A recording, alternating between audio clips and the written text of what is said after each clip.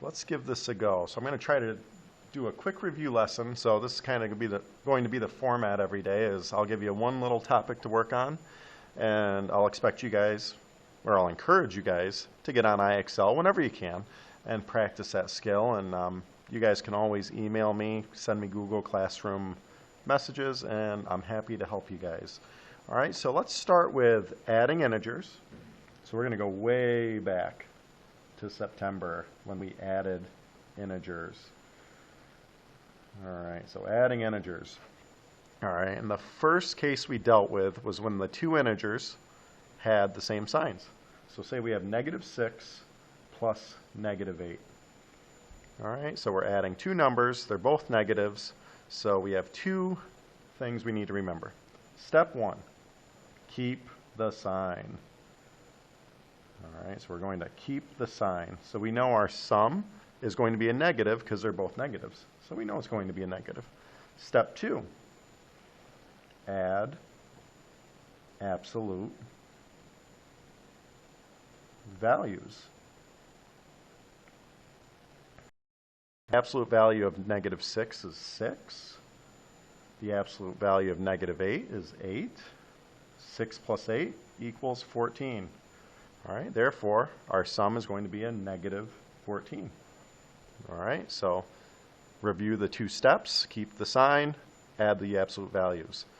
Now, the other case that we see is when the two integers have different signs. So say we had -6 plus +8. So here we're dealing with a negative and a positive. Step one, keep the sign of the larger absolute value.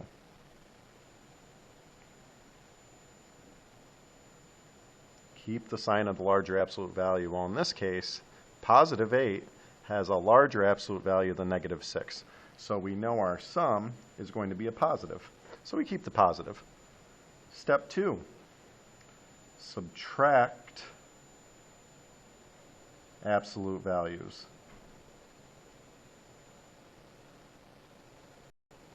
Subtract absolute values. And I always do the bigger absolute value minus the smaller one. So in this case, I'm going to start with 8. I'm going to do 8 minus 6, because the absolute value of -6 is 6. 8 minus 6 gives us 2. So our answer is going to be a +2. And you don't really need that plus sign. You can just write a plain old 2. All right? So there we go with adding integers. Now, subtracting integers, we follow the same rules. So subtracting integers. So subtraction's always a little weird because it's not commutative. I don't like subtraction. So say we have subtraction like -6 minus 8. Well, the first thing I'm going to do is I'm going to change that minus sign in the middle. So we change, step one, change subtraction to adding the opposite.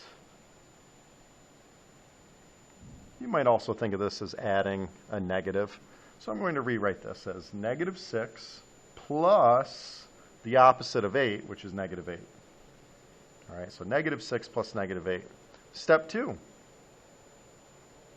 use your rules for adding. Use your rules for adding. So here we're adding two numbers with the same sign. Oh, look. So we're going to keep the sign the same, so we keep the negative. Now we're going to add their absolute values. 6 plus 8 gives us 14. Probably should have chosen some different numbers, but so we get -14.